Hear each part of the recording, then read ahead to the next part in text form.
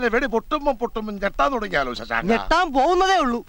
പൊട്ടാൻ പോകുന്ന കതിനകളായി നിൽക്കുന്നവരെല്ലാം. അതെ, ഈ കൂത്തരങ്ങ് പൊളിക്കാൻ പോണു, പുതുക്കി പണിയാൻ പോണു എന്നൊക്കെ പറഞ്ഞ് പിരിവ് തുടങ്ങിയിട്ട് ഈ ചിങ്ങത്തി 3 കൊല്ലം തികയും. അത് തികഞ്ഞോട്ടെ, പക്ഷെ പിരിച്ച പണം തികഞ്ഞില്ല. നാട്ടുകാരിൽ നിന്ന് ഭീമമായ തുകയൊന്നും പിരിഞ്ഞു കിട്ടിയാലാന്ന് നിങ്ങൾക്ക് അറിയാലോ.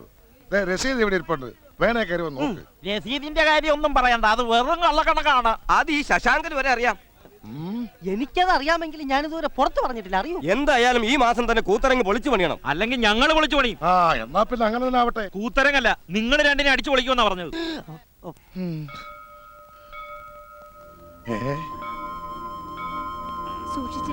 ഈശ്വര നമ്പ്യാര്. നമ്പ്യാരോ? അപ്പൊ ഇവിടുത്തെ പ്രതിഷ്ഠ മാറ്റിയോ? നമ്പ്യാരായോ? സാക്ഷാൽ ഈശ്വരൻ തന്നല്ലേ ഈ നടന്നു വരുന്നത്. നമ്മുടെ നമ്പ്യാർ സാറ് വല്ല നോക്കൂ. ഒത്തടാ ഒത്തു. അല്ല സാർ ഇവിടെ, സാറിന് എന്നെ മനസ്സിലായില്ലേ? ഞാൻ വീട്ടിൽ വന്നിട്ടുണ്ട്.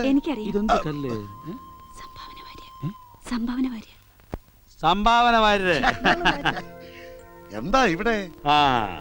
എനിക്ക് ഇവിടെ ഒരു വഴിപാടുണ്ടായിരുന്നു. ശശാങ്ക, നിനക്ക് ആളെ മനസ്സിലായില്ലേ? നമുക്ക് ഇതുവരെ നല്ലൊരു സംഭാവന തന്നോണ്ടിരുന്ന സാറാ ഈ നമ്പ്യാർ സാറ്. എന്നിട്ട് കണക്ക് ബുക്കിൽ ഇങ്ങനെ ഒരു പേര് കണ്ടില്ലല്ലോ. ഒന്ന് മിണ്ടാറിയടാ. നീ എങ്ങനെ കാണാനാ? നിനക്ക് വെള്ളെഴുത്തല്ലേ? എന്റെ അക്ഷരമാണെങ്കിൽ കുരു കുരു കുനാന്ന് പറഞ്ഞ ചെറിയ അക്ഷരവും. സാറ് വന്നാട്ടെ, ഒന്ന് മാറി നിൽക്കണ.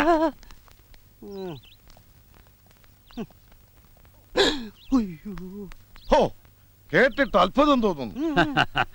ഇത്രയ്ക്ക് തെമ്മാടിയും താന്തോന്തിയുമായ ഒരു ചെറുക്കൻ ഒരു നിമിഷം കൊണ്ട് മനസ്സുമാറി ഈശ്വരനിലേക്ക് തിരിച്ചിരിക്കുന്നു. മാത്രമല്ല ഇപ്പൊ അവൻ കുടുംബകാര്യങ്ങൾ നോക്കുന്നതിലൊക്കെ ബഹുമിടുക്കനായിരിക്കുക. ഇനി വേണം എനിക്ക് എന്റെ സ്ഥാപനങ്ങളൊക്കെ അവനെ ഒന്ന് ഏൽപ്പിക്കാൻ. ഇതിപ്പോ നമ്മുടെ കൂത്തരകിന്റെ കാര്യം പറഞ്ഞ പോലെ ആയല്ലോ ശശാങ്ക. സാറ് വന്നാട്ടെ, ചെന്നാട്ടെ. എന്താണാവോ, ചിലപ്പോ നമുക്ക് വല്ല സഹായം ചെയ്യാന്ന് പറയൂ. കണ്ടില്ലേ സാറേ, കണ്ടില്ലേ, ആകെ പൊളിഞ്ഞ് പാളീസായി. ഞങ്ങളിത് പൊളിച്ച് കളയാൻ തുടങ്ങിയതാ. പക്ഷെ എന്തോ എന്റെ മനസ്സങ്ങനെ സമ്മതിച്ചില്ല. ഇപ്പൊ 2-3 ദിവസമായി ഉള്ളിൽ നിന്ന് ആരോ പറയുന്നത് പോലെ കൂത്തരങ്ങ് പുതുക്കണം എന്ന്. അതാ ഞാൻ പറഞ്ഞത്, ഈ കൂത്തരങ്ങും സാറിന്റെ മോന്റെ ജാതകവുമായി എന്തോ ബന്ധം കാണും. ഇത് പൊളിച്ച് പണിയാൻ എന്ത് ചെലവ് വരും? അയ്യോ, സാറിന് ഇത് വല്ല ഒരു പ്രശ്നമാണോ? ഏറി വന്ന ശശാങ്ക, നീ പോയി ഇളനീര് വാങ്ങിച്ചോളൂ. ഞാൻ കുടിപ്പിക്കാം. ഒരു 5 ലക്ഷം രൂപയാവും. ഇതിപ്പോ സാറിന് വലിയ ചെലവായിട്ടൊന്നും കണക്കാക്കണ്ട.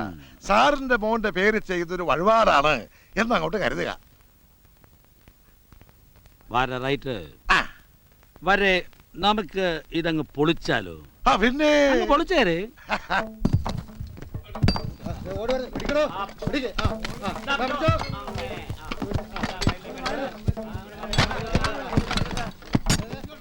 എല്ലാവരും ഒരിടത്ത് കൂടി നിൽക്കാൻ ഒരാൾ അപ്പുറത്തോട്ട് ചെല്ല്. എടാ മുരുക, ഒന്ന് വേഗം പൊളിച്ചെടുക്കണം. നാളെ കാലത്ത് പണി തുടങ്ങാനുള്ളതാ. നാളെ ഫണ്ട് വന്നിട്ടും പണി തുടങ്ങിയില്ല എന്ന് വരരുത്. അടിച്ചു പൊളിക്കാതെടാ, പൊളിച്ചടുക്ക്.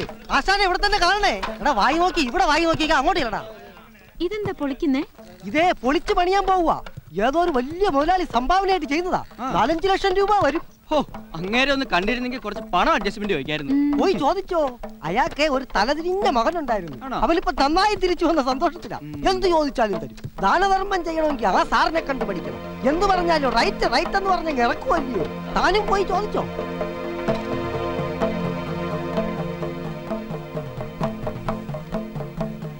അതെ, പൊളിച്ചു തുടങ്ങി.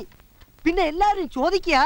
അല്ല, എനിക്കൊരു സംശയം ഇല്ലാതില്ല, ഈ പുതുക്കി പണിയാനുള്ള ഫണ്ട് കിട്ടിയിട്ട് പൊളിച്ചാ പോരെന്ന്. ഫണ്ടോ? നീ ഫണ്ട് കണ്ടിട്ടുണ്ടോടാ? ഫണ്ട് എങ്ങനെ ഇരിക്കും എന്ന് നിനക്കറിയാമോ? ഈ സാറിന്റെ ഫണ്ടിനെ കുറിച്ച് നിനക്ക് എന്തറിയാം? ഇത് ആരാണെന്ന് അതിന്റെ വിചാരം? സാറ് പൊളിക്കാൻ പറഞ്ഞാ പൊളിക്കുക, പണിയാൻ പറഞ്ഞാ പണിയ, അത്ര തന്നെ. ചിലപ്പോ 5 ലക്ഷത്തിൽ അല്പം കൂടും. ആയിക്കോട്ടെ, ആവശ്യത്തിനുള്ള പണം തരാൻ ഞാൻ എന്റെ അളിയനെ ഏർപ്പാട് കഴിഞ്ഞു. നീ പോയി 2-3 ഇളനീര് വാങ്ങിച്ചു വാടാ. തേങ്ങ കൊല അല്ലേ? പിന്നല്ല. വാരിയർ റൈറ്റ്.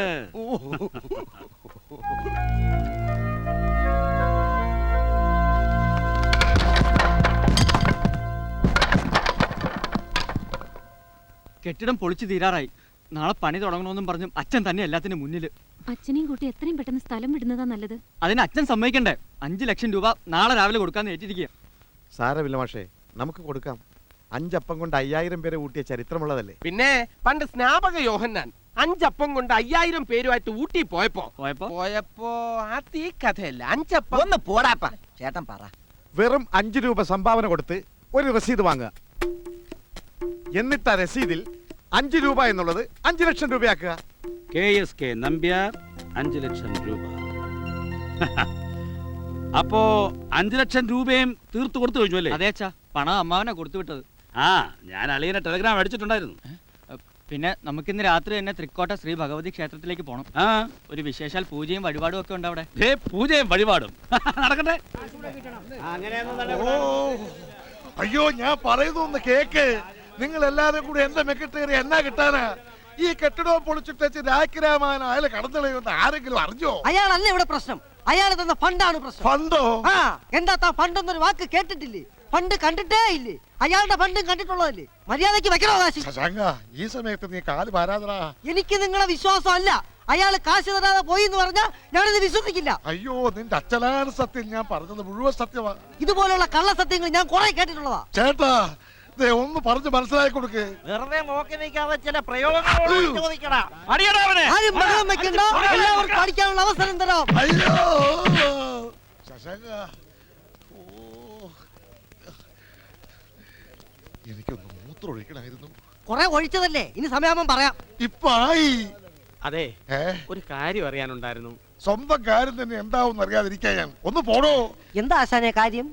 ഒരു KSK നമ്പ്യാർ ഈ ഭാഗത്തുണ്ടെന്നറിഞ്ഞു. ഒന്ന് കണ്ടാ കൊള്ളായിരുന്നു. KSK നമ്പർ ആരാ? അളിയൻ. ആരാ? അളിയൻ. അളിയനാ? എന്റെ ഭഗവതി, അളിയാ.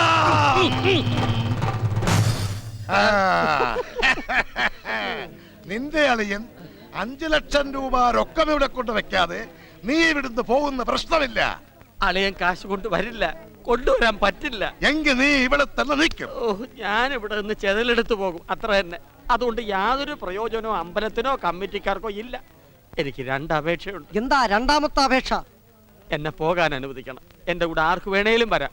അളിയനെ ഞാൻ നേരിട്ട് കാണിച്ചു തരാം. അപ്പൊ ആദ്യത്തെ അപേക്ഷയോ? എന്റെ പാന്റ് ഷർട്ട് ഉങ്ങി തരണം. തൈ വേണമെന്നില്ല. എന്റെ അപേക്ഷ സ്വീകരിക്കണം. നിങ്ങളൊരു യുവ നേതാവല്ലേ, യുവതി യുവാക്കളുടെ ഹരമല്ലേ? വാസ്തവം. ഏ? ദാ കണ്ടോ? ആ തല വെച്ചിരിക്കണേ ഇരുപിടിക്കട്ടെ. അല്ല, നെല്ലിക്കാ കിഴിയ. ഒയ്യോ, ഞാൻ നേരത്തെ സൂചിപ്പിച്ചിരുന്നല്ലോ, ലേശ ബുദ്ധിപരമുണ്ട്. ചങ്കെ കുത്തുന്ന വർത്താനം പറയാതെ. ഞാൻ പറഞ്ഞൊക്കെ സത്യമാണ്. അങ്ങേരുടെ കയ്യിൽ നിന്ന് ഉച്ചയ്ക്ക് ഉണ്ണാനുള്ള കാശ് പോലും ഉണ്ടാവില്ല. പിന്നെ എങ്ങനെയാ കൂത്തരങ്ങ് പണിയുന്നത്? ഇത് നല്ല കൂത്ത്. കൊന്നുകളയും, തല്ലിക്കൊല്ലും. എന്നെ കൊന്നിട്ട് നിങ്ങൾക്ക് എന്ത് കിട്ടാനാ? തന്നെ അല്ലടോ, നാട്ടുകാർ എന്നെ തല്ലിക്കൊല്ലും. നമ്പ്യാർ സാറേ, എന്നാ അങ്ങനെ ആവട്ടെ. എടോ, എടോ, ഇവിടെ വാടോ. ഞാൻ വരണോ? അവിടെ അവിടെ അവരെല്ലാം പൊളിച്ചു കഴിഞ്ഞു. Very good. ഇത് വൈഫിന്റെ ഒരു വഴിപാടാ. കിഴി വഴിപാട്. അളിയൻ ഇത് പോന്നു. ഞാൻ വന്നിട്ട് കുറെ നേരമായി. അവിടെ അളിയൻ കൂത്തരങ്ങ് പൊളിച്ച് പണിയുന്നുണ്ട്. ഇവരെനിക്കൊരു സ്വീകരണം തന്നു. നല്ല സ്നേഹമുള്ളവര്. സ്നേഹിച്ചാൽ ഇവരങ്ങ് തിന്നു. വെറുതെ തിന്നു കളയില്ല, ചവച്ച് ചവച്ച് അരച്ച് തിന്നും. ആ, വരെ പണിയൊക്കെ കൃത്യമായി നടക്കുന്നുണ്ടല്ലോ. ഇല്ല, ഫണ്ടുണ്ടെങ്കിലേ പണി നടക്കൂ. ആ, നമ്പ്യാർ സാറേ, ഇങ്ങേരുത് എവിടെ പോവുക? നമ്പ്യാർ സാറേ, നമ്പ്യാർ സാറേ, വരെ ദേ ഇവിടെ ഒരു രഹസ്യം കൂത്തരമുണ്ട്.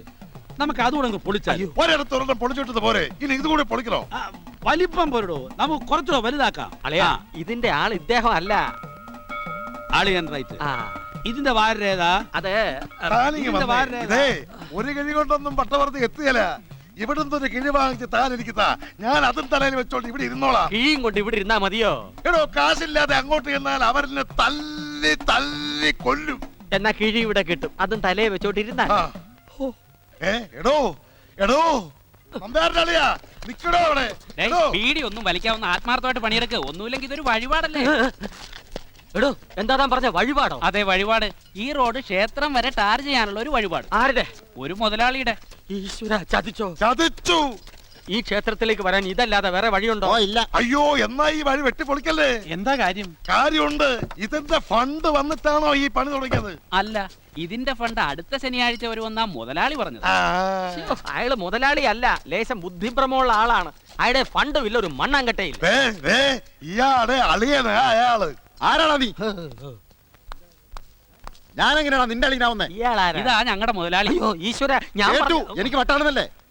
എനിക്ക് ഫണ്ടില്ലെന്നാരാ പറഞ്ഞ? നിങ്ങൾ സംസാരിച്ചേക്ക്, ഞാൻ ഇപ്പൊ വരാം. മുരുകൻ ചിട്ടി ഫണ്ട്, ലക്ഷ്മി ചിട്ടി ഫണ്ട് എന്നൊക്കെ കേട്ടിട്ടുണ്ടോ? ഹേയ്, കേട്ടു തുടങ്ങിയപ്പോഴേക്കും മേലാസകലം കോരി തരിച്ചു. ദാ. എടാ രമണ, ഓ. നമ്മുടെ ടാർവി പോകുന്നുണ്ട്. ഉണ്ട് മുതലാളി. എന്നാ ഇവനൊന്ന് മുക്കി വിട്ടാരേ. അയ്യോ, ഇവന്റെ തടി അയ്യോ, ഒന്ന് മാറട്ടെ. തിളച്ച ടാറാണോ? അയ്യോ.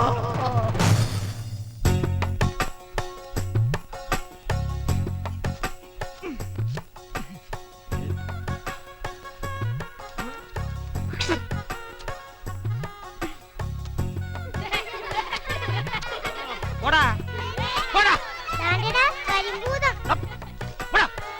ഓ, എനിക്ക് പ്രാണവേദന ഉച്ചയ്ക്ക് വീണമായ. നിനക്ക് ചിരി വരുന്നുണ്ട്. നിനക്കോ? വരില്ല. ടെലഗ്രാം കിട്ടിയപ്പോ ഞാൻ വിചാരിച്ചു നിന്റെ അച്ഛൻ കാഞ്ഞു പോയിന്ന്. എന്നെ കൊല്ലാനായിട്ടാ വിളിച്ചു വരുത്തിയത്. ഈ കളി ഇവിടെ കൊണ്ട് അവസാനിപ്പിച്ചോ മോനെ, ഇല്ലെങ്കിൽ ഈ ലോകം അവസാനിച്ചാലും നമ്മുടെ ഓട്ടം തീരില്ല. മണ്ണെണ്ണ തീരാറായി, ഒരു ടിന്നും കൂടി വേണം. അതും തികയും തോന്നുന്നില്ല. ഇവിടെ അടുത്ത് എണ്ണപ്പാടം വല്ലതും ഉണ്ടോ? എന്തിനാ? ഒന്ന് മുങ്ങാൻ. ഒന്ന് വേഗം തേച്ചൊരിച്ച് കളയി. 10:30 വണ്ടിക്ക് മടങ്ങി പോകാനുള്ള. അമ്മാവൻ ഇപ്പൊ തന്നെ പോണോ? പോയിട്ട് അമ്മായിയെ വിളിച്ചോണ്ട് വരാം. കുറച്ചു ദിവസം നിങ്ങളോടൊപ്പം താമസിക്കാം. ഈ കണക്കിന് പോയാ എന്റെ വീട് ജപ്തി ചെയ്യുമെന്നാണ് തോന്നുന്നത്. മണ്ണെണ്ണ, മണ്ണെണ്ണ. ഊന്നലില്ല.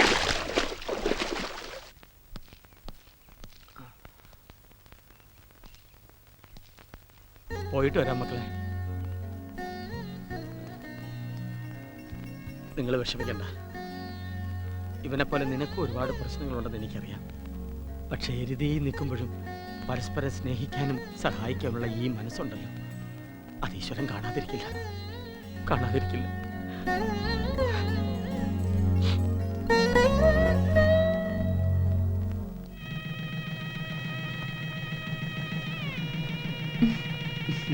ഇവിടെ വന്നപ്പോ മുതൽ കാണുക, എവിടെ നോക്കിയാലും കല്യാണം. തനിക്ക് കല്യാണം കഴിക്കണം?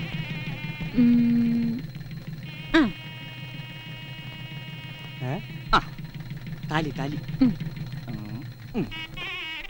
ഇനി മാല മാല മാല എടുക്ക്, വേഗം.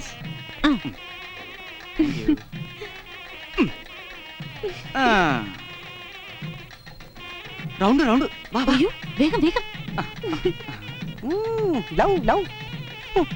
ഇതെവിടെ ചെന്നെത്തുവോ നന്നായിരിക്കട്ടെ. അയ്യോ, മതി. Okay okay.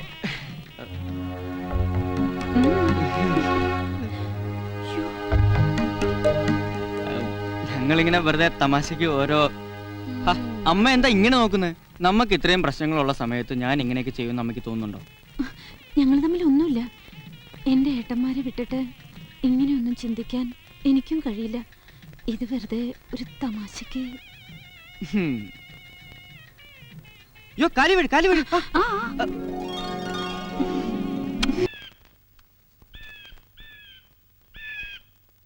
എന്തീശ്വരാ.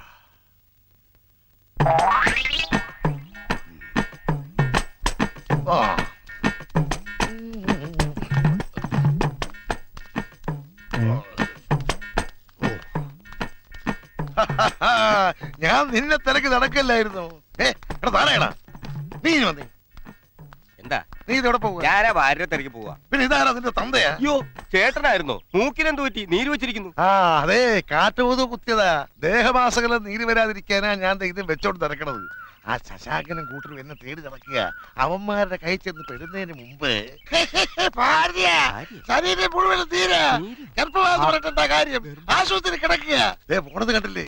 അവന്മാരുടെ കൈ പെടുന്നതിന് മുമ്പ് ഒരു 15 സെന്റ് സ്ഥലം വിട്ട് കൂത്തരങ്ങിന്റെ പണി തുടങ്ങണം. ഇല്ല ഈ കൈ കാണുക അല്ലെ കാലും കാണുക. ചേട്ടൻ എന്തിനാ പേടിക്കണേ? പാർട്ടി റെഡി ക്യാഷ് ആയിട്ടാ വന്നിരിക്കുന്നത്. Ready cash? റെഡി ക്യാഷ് കിട്ടും. കിട്ടും. എന്റെ ദേവി, എന്നാ സമയം കളയാതെ വാ. ദേ, ഇതാ മുതലാളി. നമസ്കാരം മുതലാളി. നമസ്കാരം. അയ്യോ ഈശ്വര, പിന്നെ ഇയാളാ? ഞാനിത് മുഴുവൻ അങ്ങ് വാങ്ങിച്ചേക്കാം. എന്താ വന്നേ? ഇതാണോ ആള്? അതെ, ബെസ്റ്റ് പാർട്ടിയാ. പക്ഷെ എന്റെ കമ്മീഷൻ ഇപ്പൊ തന്നെ ഇങ്ങോട്ട് തരണം. പിന്നെന്താ, ഇപ്പൊ തന്നെ നന്നാക്കാം. ഇത് അഡ്വാൻസ്, ബാക്കി പിന്നെ. എന്താ ഇതൊക്കെ? താനെന്താ വല്ല സർക്കസിൽ നിന്നും വരുവാണോ? സർക്കസിലേക്ക് പോവുക. വേണമെങ്കിൽ താനും കൂടെ പോരെ. നമുക്ക് അവിടെ ചെന്ന് ഒരുപാട് തമാശകൾ കാണിക്കാം.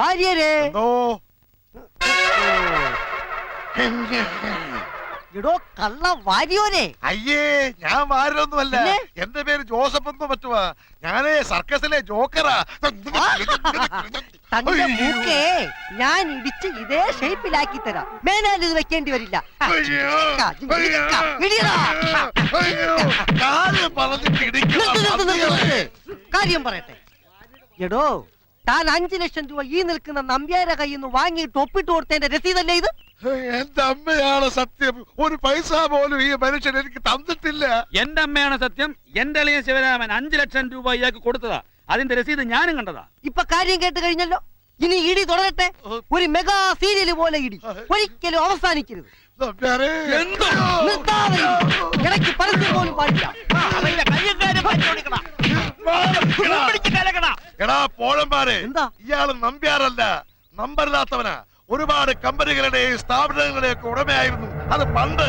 ഇപ്പൊ ഇയൊന്നുമില്ല. പാപ്പരാ.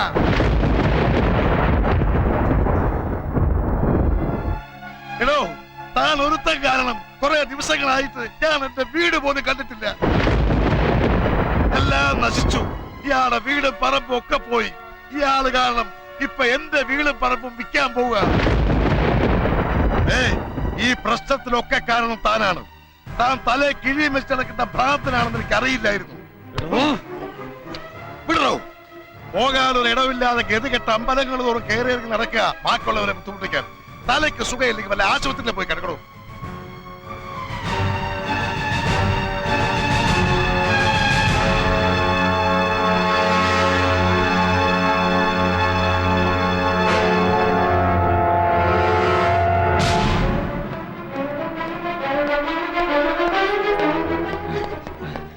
എന്താ എന്താ സംഭവിച്ചത്? എല്ലാ പ്രശ്നങ്ങളിൽ നിന്നും രക്ഷപ്പെടാൻ അച്ഛനൊന്ന് ശ്രമിച്ചു, പക്ഷെ സാധിച്ചില്ല. ജീവൻ ഇപ്പോഴും ബാക്കിയുണ്ട്.